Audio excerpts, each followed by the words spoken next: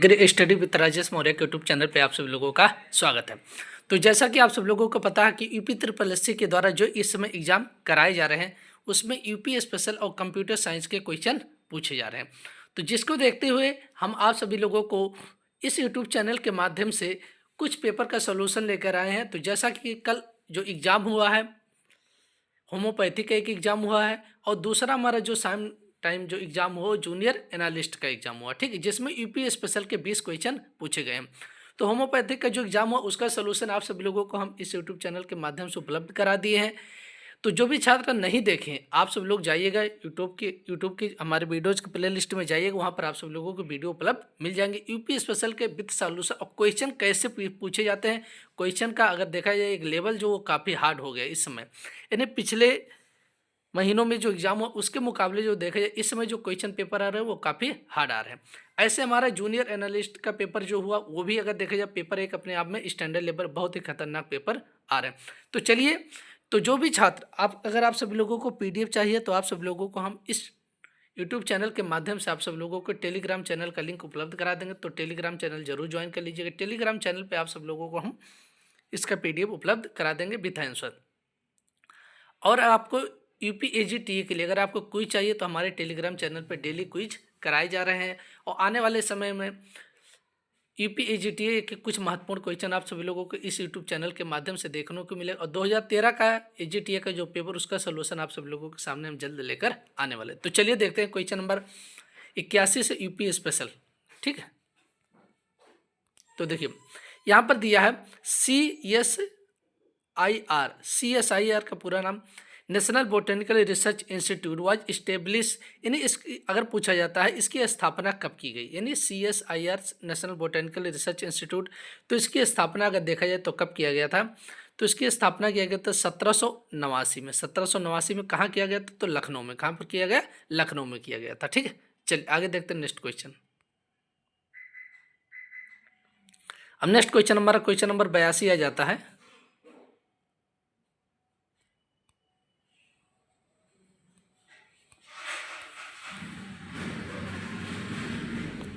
Question number 82 आ जाता है, प्रसिद्ध बरुआ सागर किला बनाया गया। अब देखिए प्रसिद्ध बरुआ सागर किला जो है किसके द्वारा बनाया गया, तो ये किसके द्वारा बनाया गया, राजा उदित सिंह के द्वारा बनाया। किसके द्वारा, राजा उदित सिंह के द्वारा बनाया गया। और कहाँ पर, ये झांसी में। कहाँ पर बनाया गया, ये झांसी में बनाया गया। तो ये आपको याद रखना।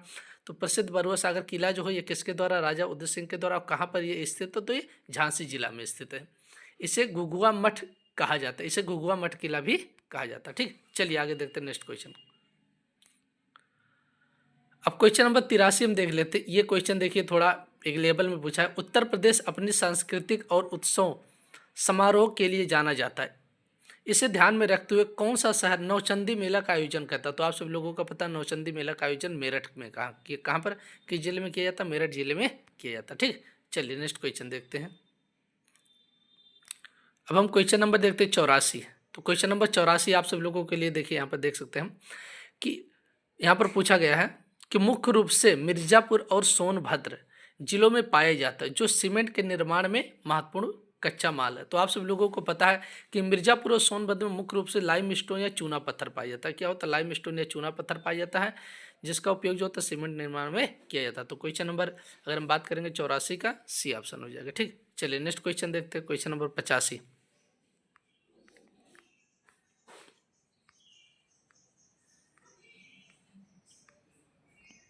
तो क्वेश्चन नंबर 85 देखिए, ये आप सब लोग देख सकते हैं, ये काफ़ी मायनर जो बहुत कम स्टूडेंट इसको पढ़ते हैं, जो कहाँ से क्वेश्चन उठाए ये आपके लिए बहुत ही मत। देखिए क्वेश्चन नंबर 85 दिया कि उत्तर प्रदेश के निम्नलिखित 2011 जिलों की जनगणना के अनुसार साक्षरता के दर के आधार पर न्यूनतम से उच्चतम साक्षरता दर। अब देखिए न्यूनतम से उच्चतम साक्षरता दर, तो पहले आपको सभी का परसेंटेज पता होना चाहिए कि किस जिले का कितना अगर देखा जाए साक्षरता दर प्रतिशत है। तो आपको हम बता देते हैं, अगर बात करते हैं आजमगढ़ का, तो आजमगढ़ की जो साक्षरता दर प्रतिशत है वो 70% है। कितना, 70% है। दूसरा हमारा मैनपुरी, तो मैनपुरी की बात करते हैं इसकी साक्षरता दर कितनी है, तो 78% है। कितना, 78% है। तीसरा हमारा बहराइच है, तो बहराइच की बात करेंगे, बहराइच की जो साक्षरता दर है वो 49% है। और 12 अंकी की जो साक्षरता दर प्रतिशत वो 61%। तो अगर इस क्रम में न्यूनतम से उच्चतम, तो न्यूनतम में सबसे पहले हम देखें 49 में बहराइच है, तो बहराइच यहाँ हमारा हो जाएगा, ठीक। उसके बाद सेकेंड नंबर पे हमारा 61% किसका है, तो 61% हमारा 12 अंकी का है। उसके बाद हमारा 70% आजमगढ़ का है और हमारा मैनपुरी का 78%। ये है साक्षरता दर प्रतिशत इन जिलों का। तो इसमें ऑप्शन हमारा कौन सा, न्यूनतम से उच्चतम की तरफ हमारा ए ऑप्शन सही माना जाएगा। कौन सा हमारा ए ऑप्शन सही माना जाएगा, ठीक। क्वेश्चन नंबर 85 का ए ऑप्शन सही हो जाएगा। चलिए ठीक है, नेक्स्ट क्वेश्चन देखते हैं। क्वेश्चन नंबर हम देख लेते हैं 86। अरौराबाद उत्तर प्रदेश की नदी पर किस जिले में बनाया गया। अगर देखा जाए अरौरा बांध जो है, ये अगर देखो उत्तर प्रदेश के हमारे की तो गरई नदी के मिर्जापुर जिले में और इसकी अगर देखा जाए कब बनाया गया, तो ये 1954 में इसका निर्माण किया गया था। कब किया गया था, 1954 में इसका निर्माण किया गया था, ठीक। तो बी ऑप्शन सही, क्वेश्चन नंबर 86। नेक्स्ट क्वेश्चन देख लेते हैं, क्वेश्चन नंबर 87 देख लेते हैं। अब क्वेश्चन नंबर 87 ये भी अपने आप में एक देखा जाए महत्वपूर्ण क्वेश्चन नंबर 87, जो काफ़ी हार्ड पेपर इस समय आ रहे हैं यूपी ट्रिपल एससी के द्वारा जो भी एग्जाम कराए जा रहे हैं, उसमें यूपी स्पेशल और कंप्यूटर साइंस के काफ़ी हार्ड क्वेश्चन आ रहे हैं। देखिए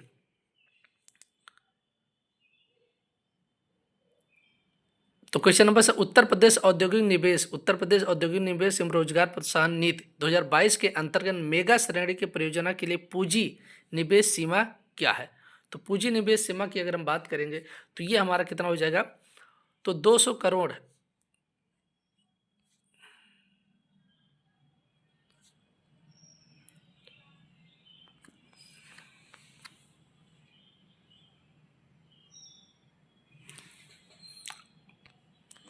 तो ये हो जाएगा 200 करोड़ या उससे अधिक, लेकिन 500 करोड़ से कम होना। सी ऑप्शन सही हो जाएगा। कौन सा, सी ऑप्शन हो जाएगा, ठीक। क्वेश्चन नंबर 87 का सी ऑप्शन। चलिए नेक्स्ट क्वेश्चन देखते हैं।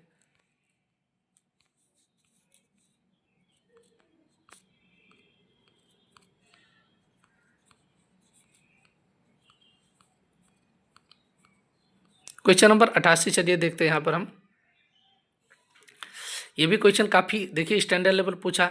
समृद्ध संसाधन आधार सहित उत्तर प्रदेश देश की सबसे बड़ी अर्थव्यवस्था जो राष्ट्रीय सकल घरेलू उत्पाद यानी उत्तर प्रदेश का जीडीपी में कितना प्रतिशत योगदान है, तो 8% हो जाएगा। कितना हो जाएगा, 8%। ये आपको याद रखना। भारत का तो आपको पता है कि 18 से 19%, उत्तर प्रदेश का जो है जीडीपी में कितना परसेंट योगदान है, तो 8% हो जाएगा, ठीक। चलिए क्वेश्चन नंबर हम 89 देख लेते हैं।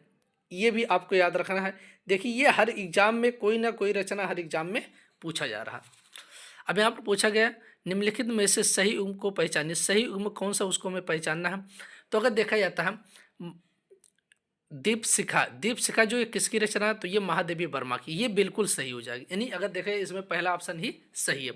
दूसरा अगर हम बात कर लेते हैं कि प्रथम आयाम ये किसका है, तो प्रथम आयाम की बात करेंगे तो ये हमारी महादेवी वर्मा का है। किसका, महादेवी वर्मा का। अगर आपको याद रखना है तो महादेवी प्रथम आयाम महादेवी वर्मा का है। और अगर हम बात करते हैं गीत गोविंद हमारा किसका है, जयदेव सिंह का। किसका है, जयदेव सिंह का, याद कर सकते हैं। और हुंकार जो है ये किसका है, रामधारी सिंह दिनकर का है। किसका, रामधारी सिंह दिनकर, ठीक है। तो सभी का हमने आपको हुंकार अगर पूछ लेगा तो रामधारी सिंह दिनकर का सही है। और इसको हम नोट कर लिए। गीत गोविंद किसका है, तो ये हमारे जयदेव का हो जाएगा, ठीक है। और प्रथम आयाम जो है ये किसका है, तो महादेवी वर्मा का है। इसमें जो ऑप्शन हमारा सही माना जाएगा, ऑप्शन की बात करेंगे तो इसमें पहला सही ऑप्शन है जो दीपशिखा महादेवी वर्मा का, ये करेक्ट आंसर है, ठीक। चलिए नेक्स्ट क्वेश्चन देखते हैं, क्वेश्चन नंबर 90। इस क्वेश्चन नंबर 90 की अगर हम बात कर रहे हैं तो क्वेश्चन नंबर 90 अगर देखा जाता तो आपको हम बता देते हैं। ये भी क्वेश्चन कहीं अगर देखे जाए करेक्ट नहीं मैच हो रहा। तो अगर हम बात बता उत्तर प्रदेश में गोमती नदी बेसिन के अंतर्गत कौन कौन से, तो गोमती नदी के अंतर्गत कौन कौन से जिले आते हैं आपको हम बता देते। पीलीभीत आ जाएगा, सीतापुर हो जाएगा, लखनऊ हो जाएगा, बाराबंकी हो जाएगा। अब यहाँ पर केवल देखिए, यहाँ पर केवल लखनऊ मैच कर रहा है, ठीक है। और यहाँ पर केवल बाराबंकी मैच कर रहा है। और यहाँ पर हमारा क्या, सुल्तानपुर मैच कर रहा है, ठीक। अब फैजाबाद तो यहाँ पर है नहीं, फैजाबाद है नहीं। तो ये अगर देखा जाए परफेक्ट आंसर किसी नहीं आ रहा, तो नान ऑफ दीज हमारे अकॉर्डिंग। बाकी इसका आप सब लोगों को याद रखना कि गोमती नदी के अंतर्गत कौन कौन से जिले आते हैं, तो आपको बता रहे पीलीभीत, सीतापुर, लखनऊ, बाराबंकी, सुल्तानपुर, जौनपुर, लखीमपुर खीरी हो जाए। ये हमारे गोमती नदी के अंतर्गत आने वाले जिले हैं, ठीक है। चलिए नेक्स्ट क्वेश्चन देख लेते हैं। ये तो क्वेश्चन ये भी काफ़ी अपने आप में एक स्टैंडर्ड लेवल इस समय क्वेश्चन आ रहा है। इलाहाबाद उच्च न्यायालय के मुख्य न्यायाधीश बनने के वाले अंतिम ब्रिटिश व्यक्ति कौन थे, तो वाल्टर मॉर्गन थे। कौन थे, वाल्टर मॉर्गन थे, ठीक है। अगर देखा जाता है ये कितने वर्ष की इनकी अगर देखा जाए मृत्यु जो हुई थी 85 वर्ष की आयु में, जो 1906 में लंदन में हुआ था। कहाँ पर? 85 वर्ष की आयु में 1906 में लंदन में हुआ था इनकी मृत्यु। ठीक, चलिए आगे देखते हैं नेक्स्ट क्वेश्चन।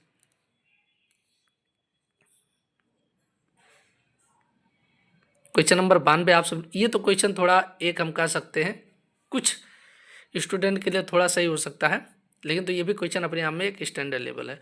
उत्तर प्रदेश के क्षेत्र पंचायतों का अध्यक्ष कौन होता? तो आप सब लोगों को पता, प्रमुख होता। कौन सा? ब्लॉक प्रमुख या प्रमुख हो जाएगा। ठीक, चलिए नेक्स्ट क्वेश्चन देखते हैं, क्वेश्चन नंबर 93। तो क्वेश्चन नंबर 93 की अगर हम बात करते हैं तो ये भी क्वेश्चन अपने आप में एक, अवध किसान सभा के संबंध में निम्नलिखित कथनों पर विचार कीजिए। तो अवध किसान सभा के रूप में सभी सही, ये भी हमारा सही हो जाएगा, 1920 हो जाएगा। किसानों के विरुद्ध ये भी सही हो जाएगा। और हमारा अगर हम बात करते हैं तो ये भी सही हो जाएगा हमारा। तो इसमें हमारे 4 ऑप्शन सही हो रहे हैं। कौन से 4 ऑप्शन सही हो रहे हैं? तो क्वेश्चन नंबर 93 की अगर हम बात करेंगे तो क्वेश्चन नंबर 93 हमारा डी ऑप्शन सही माना जा रहा है। कौन सा? D option. इसका पीडीएफ अगर आपको चाहिए तो टेलीग्राम चैनल ज्वाइन कर लीजिएगा। टेलीग्राम चैनल का लिंक आप सब लोगों को हम डिस्क्रिप्शन में उपलब्ध करा देंगे। ठीक है, चलिए अब क्वेश्चन नंबर 94। तो क्वेश्चन नंबर 94 की बात करें तो 94 का भी आंसर नहीं मिला है। इसको हमने काफ़ी इसकी कोशिश की खोजने की, जैसे ही मिलता है आप सभी लोगों को हम टेलीग्राम चैनल पर उपलब्ध करा देंगे। ठीक है, चलिए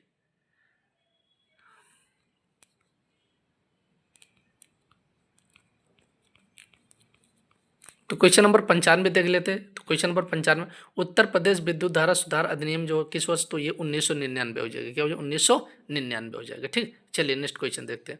ये भी क्वेश्चन आपको याद रखना है, अपने अपने आप में ये भी स्टैंडर्ड। प्रमुख निर्यात केंद्रों के वाराणसी और प्रयागराज से होते हुए हल्दिया बंदरगाह से जोड़ता है। तो NW1 हो जाएगी। क्या हो जाएगी? NW1। इसकी अगर देखा जाए 1650 किलोमीटर कुछ इसकी लंबाई है। इसका भी आप सब लोगों को हम PDF के रूप में टेलीग्राम चैनल पर उपलब्ध करा देंगे, कुछ महत्वपूर्ण पॉइंट इसके। अब देखिए, यह तो आपको पता है कि भारतीय मानक समय के उत्तर ये जो होता है ये 82 डिग्री 30 मिनट मिर्जापुर से लिया जाता है। कहाँ पर? अब देखिए भारत से पूछ लिया, तो भारत में जो इलाहाबाद के नैनी या मिर्जापुर से इसका जो समय निर्धारित किया जाता है भारत का। ठीक है, चलिए नेक्स्ट क्वेश्चन देखते हैं, क्वेश्चन नंबर 98। अब अगर निम्नलिखित में से कौन सा बांध उत्तर प्रदेश में स्थित नहीं? अगर हम बांध की बात करेंगे तो बांध उत्तर प्रदेश में काफ़ी बांध है, इतने माइनर बांध पूछे जा रहे हैं जितना आप सभी लोग सोच नहीं सकते। तो इसमें जो है ये हमारे भगला अगर देखा जाए तो ये हमारा उड़ीसा में है। कहाँ पर? ये उड़ीसा में, ये उत्तर प्रदेश में नहीं है। ठीक, चलिए नेक्स्ट क्वेश्चन देखते हैं।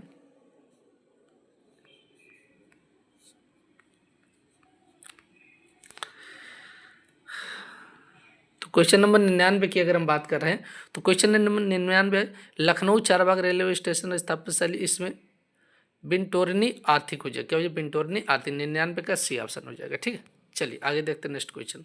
100 नंबर की अगर बात कर रहे हैं तो 100 नंबर में अभी तक मेरे पास जहाँ तक आंसर आया, ई गवर्नेंस पहल को उनके उद्देश्य मिलाइए। तो हमारा ए ऑप्शन सही। भूले का खनिज प्रबंध की प्रक्रियाओं को सुव्यवस्थित करना, ए ऑप्शन सही माना जाएगा। ठीक है, तो आप सब लोग देख सकते हैं इस समय UP SSC बहुत ही खतरनाक चाल चल रहा। तो आप सब लोग देख सकते हैं UP SSC के द्वारा जो भी पेपर इसमें UP स्पेशल कंप्यूटर साइंस के पूछे जा रहे हैं, काफ़ी हार्ड क्वेश्चन पूछे जा रहे हैं। तो आप सबको हम कुछ महत्वपूर्ण क्वेश्चन अपने टेलीग्राम चैनल के माध्यम से उपलब्ध करा देंगे। AGTA के जो पुराने मेरे पास कई एग्जाम जैसे यूपी में हो गया, बिहार में हो गया, हरियाणा, राजस्थान, पंजाब जैसे कई जगह पे एग्रीकल्चर के जो एग्जाम, उसका कई एग्जामों का पेपर हमारे पास रखा हुआ। तो जल्द आप सभी लोगों को एक एग्जाम का पेपर इस यूट्यूब चैनल के माध्यम से उपलब्ध कराते रहेंगे। बाकी टेलीग्राम चैनल जरूर ज्वाइन कर लीजिएगा, जिसमें एग्रीकल्चर के महत्वपूर्ण क्वेश्चन क्विज आप सभी लोगों को टेलीग्राम चैनल के माध्यम से कराया जा रहा है। बाकी मिलते हैं नेक्स्ट वीडियो में। धन्यवाद।